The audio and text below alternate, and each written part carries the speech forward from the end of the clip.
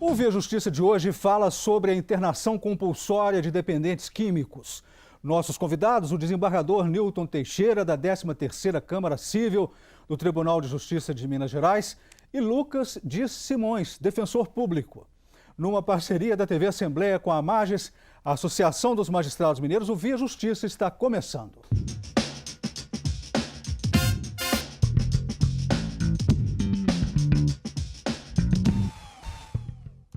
A polêmica sobre internar o viciado em drogas sem o seu consentimento. Doutor Newton, deve-se ou não internar compulsoriamente os viciados? Na minha opinião, deve. O Estado é política pública, o Estado não pode deixar aquelas pessoas na sarjeta, não pode deixar aquelas pessoas passando necessidade, se alimentando, fazendo as despesas e todas as necessidades no passeio e na sarjeta. O que às vezes, o que está havendo confusão é, se houver excesso, aí sim judicializa. Mas o Estado tem a obrigação de internar e de não deixar as pessoas continuando lá naqueles lugares que as tornam indignas. Por quê? Porque elas foram abandonadas. Então, internar para se tratar, internar para receber assistência social, psicológica, internar para que tire ela daquela inércia que, em razão da doença, ela se encontra naquele momento.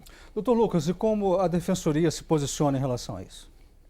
Nós concordamos com o desembargador, o colega, realmente a internação, ela em alguns casos é necessária, realmente, mas a internação ela tem que ser a última medida, que nós chamamos de última rácio, né?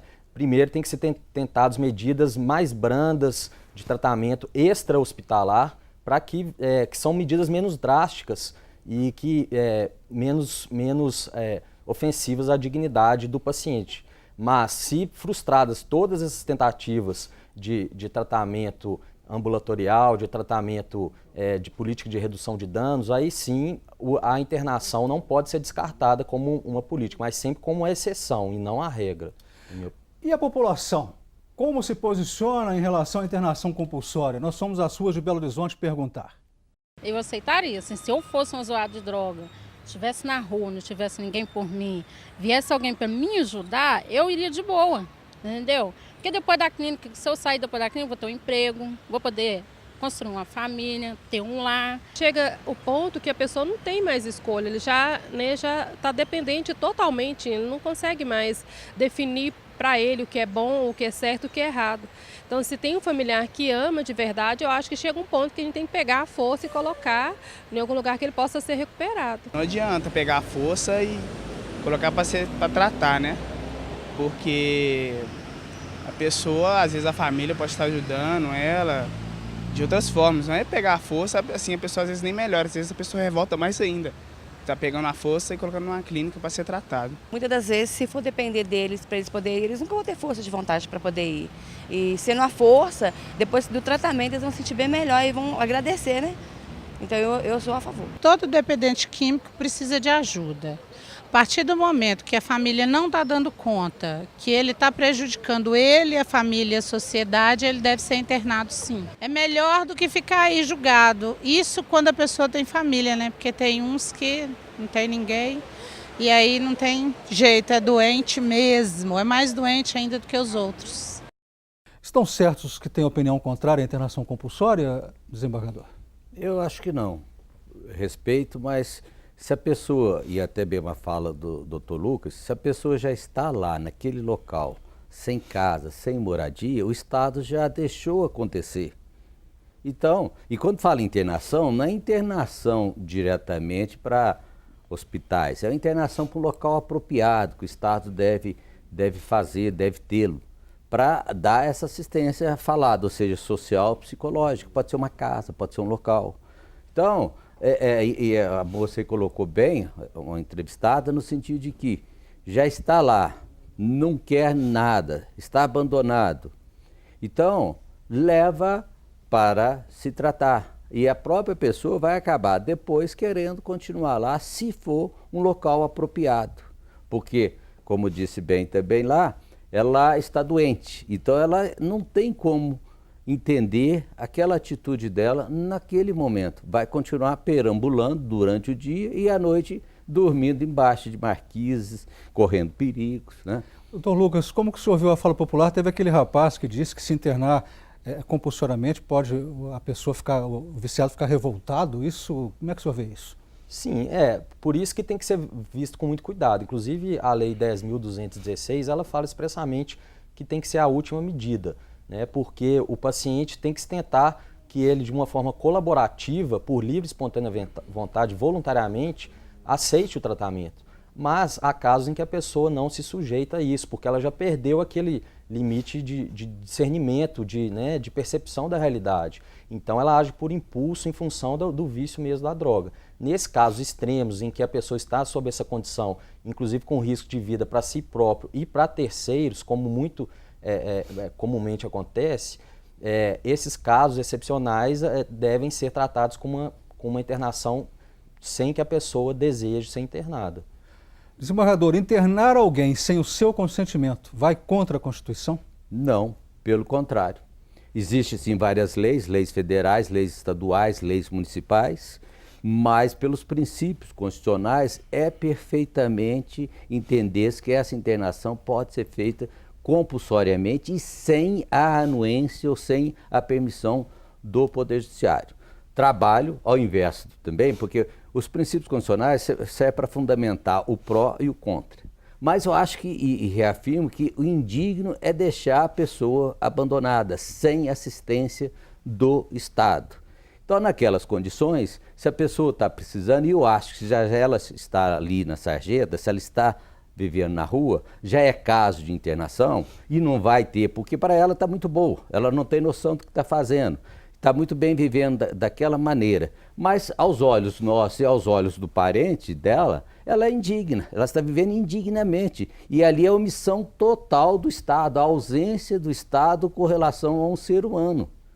Aí tem aqueles que são contra essa internação compulsória com base em princípio constitucional, dizem que está desrespeitando o direito de ir e vir, da liberdade. Analise isso para a gente. Sim, mas o direito de ir e vir tem as suas exceções em caso extremo, por isso que existe até a prisão. Nesse caso, a pessoa ir e vir aonde? Se ela está limitada naquele pequeno espaço, então ela está tentando dar mais liberdade para a pessoa, que ao ser internada, tratada, ela vai ter liberdade total. Então ela já está sem o direito de ir e vir, porque ela não participa da sociedade, porque ela está limitada naquele cubículo, e o que está pretendendo é curar a essa pessoa para que ela possa viver melhor e ter uma liberdade maior. Como eu disse no início, os princípios servem para ser contra e a favor daquilo que se pretende fundamentar. Quer falar sobre isso, doutor Lucas, sobre esses princípios? Sim, os princípios eles não são absolutos, né, os princípios constitucionais. Não é aplicação do tudo ou nada. Um princípio cede ao outro. E aplicando-se até o princípio da proporcionalidade, a uma ponderação de interesses, você adequa, muitas vezes, você cede um pouco a liberdade em prol da dignidade da pessoa humana, porque exatamente a crítica que se faz à internação é que ela é violadora da dignidade humana. Realmente, a internação é uma medida drástica, severa, por isso que tem que ser a última via, o último caso. Contudo, manter a pessoa numa situação degradante de dignidade, nós temos casos na Defensoria, por exemplo, que as pessoas ameaçam os pais, idosos, agridem os pais. Há pais que são obrigados a manter o fogão, a geladeira trancados dentro de casa e não podem sair porque senão o filho pega esses pertences e vendem todos eles para consumo de droga. Agora que fique bem claro, como eu disse, a internação é a última medida. Nós não concordamos, por exemplo, com a medida generalizada que foi adotada em São Paulo, na Cracolândia, porque lá é uma medida, foi pedido pela prefeitura que a prefeitura pudesse abordar quem quer que fosse, de uma maneira, dando como se fosse um cheque em branco, fazendo uma internação generalizada. Nesses casos, aí nós somos radicalmente contra. Entendemos que foi uma decisão completamente desacertada do município. O Via Justiça faz agora um rápido intervalo e voltamos em instantes.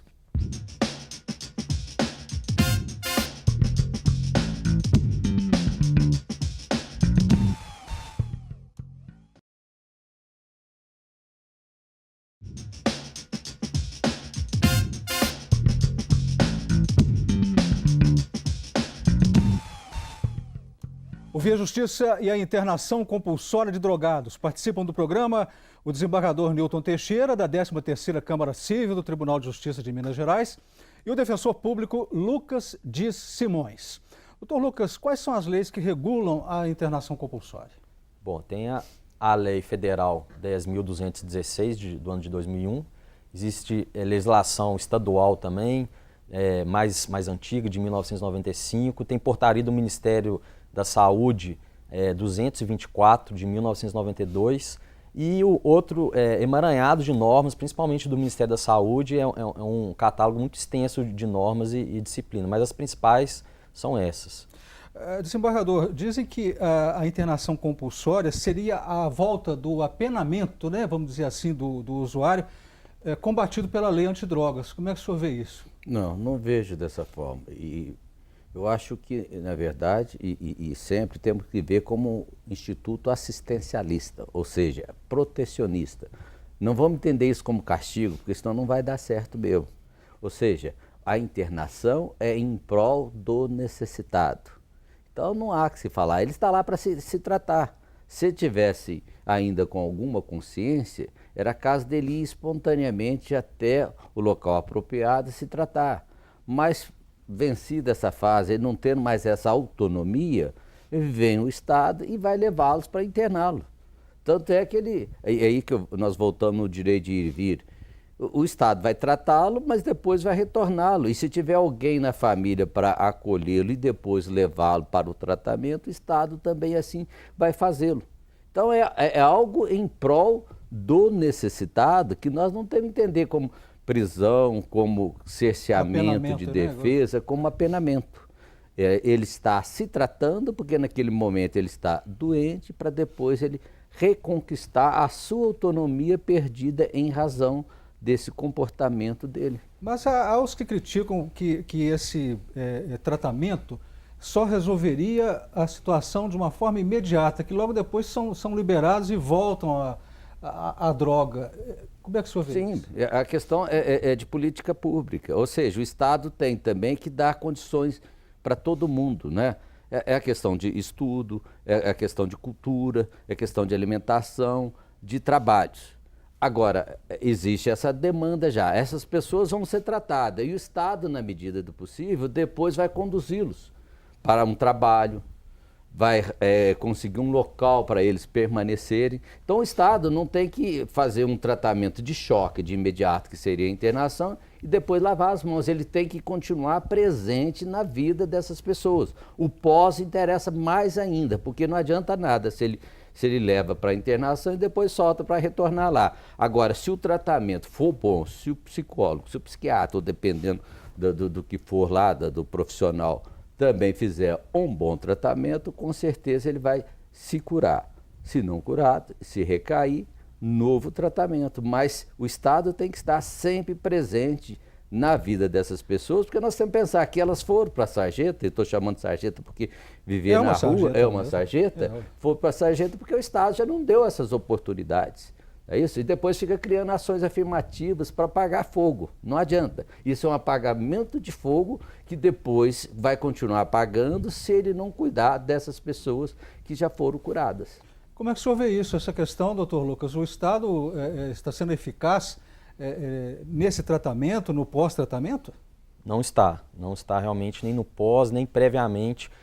Na verdade, como a internação tem que ser a última medida, cabe ao município fornecer um atendimento mais próximo da comunidade, né? Seja por uma política de redução de danos, visitas domiciliares. O que acontece é que esse atendimento é falho na grande maioria dos municípios, né? Nós temos os centros de referência de saúde mental, que são os CERSAM, mas nem todos os municípios possuem, e os que possuem têm uma atuação precária. E aí o que a gente percebe é o seguinte: como esse atendimento extra-hospitalar é precário, acaba que a pessoa não consegue se tratar por vias alternativas à internação.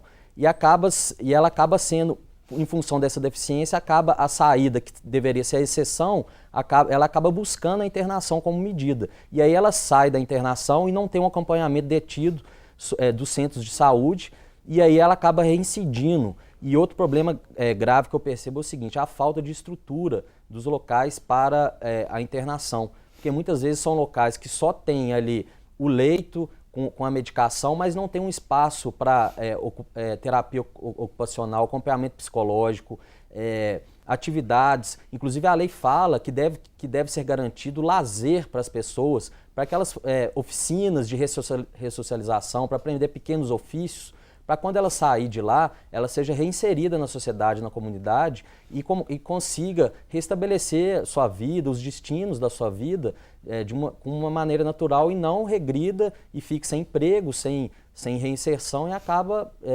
tendo uma recaída, uma recidiva e voltando para o consumo da droga, do álcool. Ou seja, nesse caso o Estado acha, e como sempre faz, que basta publicar as leis, mas não efetivá-las, implementá-las, né? As Exatamente. leis são boas, se fosse cumpridas seria excelente, e para quem lê vai achar que nós somos um país desenvolvido, muito bem legislado, mas só que na prática não se aplica as próprias leis que seriam excelentes no cuidado dessas pessoas necessitadas. Exatamente. Inclusive, e o tratamento do dependente químico é um tratamento caro, oneroso. E o Estado não tem esse interesse, porque geralmente são pessoas mais desfavorecidas, marginalizadas e ainda que demandam um custo elevadíssimo. O Estado não tem um interesse político em gastar recursos públicos com essa parcela da população mais prejudicada. E aí acaba virando um ciclo vicioso que a pessoa não consegue sair dele e o Estado vai só se onerando mais com demandas judiciais de internação que às vezes são até desnecessárias, porque o Estado falhou ali na atuação primária ali do atendimento para não se evitar que a pessoa chegasse nessa drasticidade, nesse caos mesmo ali psíquico. Tratamento em casa consegue inibir o uso de drogas ilícitas, desembargador? Tratamento em casa depende da própria família, depende do nível cultural das pessoas. Seria o melhor tratamento, né? Isso, hoje a política é esta, até mesmo de evitar internação em hospitais, etc. Algumas vezes resolve, mas dependendo também do nível em que se encontra a pessoa, o vício da pessoa, infelizmente não. Aí teria que ter o tratamento em outros locais. Alguns se recuperam. O Via Justiça faz mais um intervalo e voltamos em seguida com o bloco final do programa.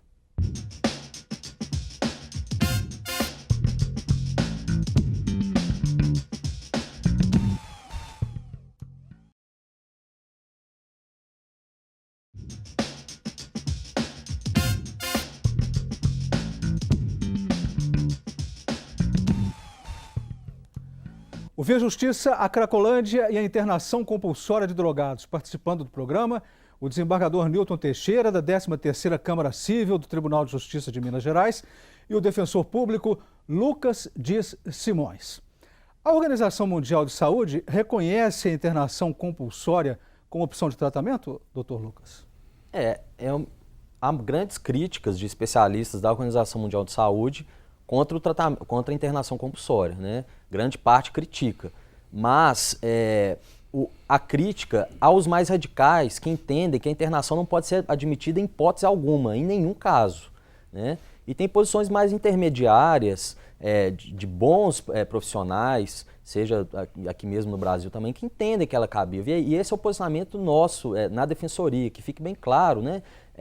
A Defensoria, inclusive, tem a primazia da promoção dos direitos humanos, então a gente não pode fugir da promoção, da proteção das pessoas à luz dos direitos humanos. Contudo, em casos residuais, excepcionais, de intensa gravidade, realmente não há outra medida. Para ilustrar, temos casos na Defensoria em que o filho matou a própria mãe em função da falta de tratamento. Foi pedida a internação, mas o Estado nunca cumpria, demorou tanto e acabou acontecendo uma tragédia dessa. Ora, é digno manter uma família ser dilacerada de uma forma dessa maneira por falta de tratamento? Obviamente não. E a pessoa perde o seu discernimento, obviamente ela não vai querer voluntariamente se tratar porque ela já perdeu a noção total da realidade, né? Já se tornou incapaz na maioria das vezes. Então, realmente, tem que internar em alguns casos excepcionais, sim. Desembargador, como que é esse procedimento, né, na Justiça para correr um pedido de internação compulsória? É um procedimento de jurisdição voluntária, ou seja, não há litígio. Você está agindo em prol daquela pessoa necessitada. então não teria maiores consequências. O juiz, se precisar, ele pede auxiliar técnico no assunto, um assistente social para averiguar, um psicólogo. Mas eu insisto, acho que a justiça deveria funcionar nesse caso só para proibir os excessos ou para discutir possíveis excessos. Voltemos à Cracolândia, que, ao contrário do Dr. Lucas, fui plenamente favorável àquela ação do Estado em São Paulo. Sim, o excesso agora deve ser apurado. Agora, depender do judiciário para você tomar medidas de urgência, daqui a pouco a pessoa está suicidando, primeiro precisa da autorização para proibir ela, porque ela tem um direito de suicídio. Eu acho que nós estamos num extremo que não é bom. Nós temos que pensar, volto a insistir, que nós estamos querendo proteger. Então o Estado executivo pode tomar as medidas. A Cracolândia, aquilo visto para o mundo inteiro, aquilo é uma negação de Estado.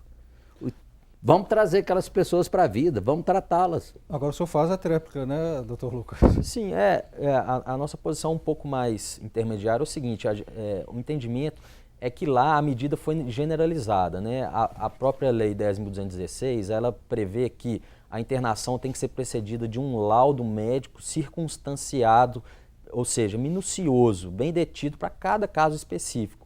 E muitas vezes, fazendo uma ação dessa ampla demais, você acaba pegando pessoas que muitas vezes não precisavam ser internadas. E a gente tem aqui até em Minas Gerais o caso ali do manicômio de Barbacena, que inclusive tem até um livro interessante, que o título dele é O Holocausto Brasileiro.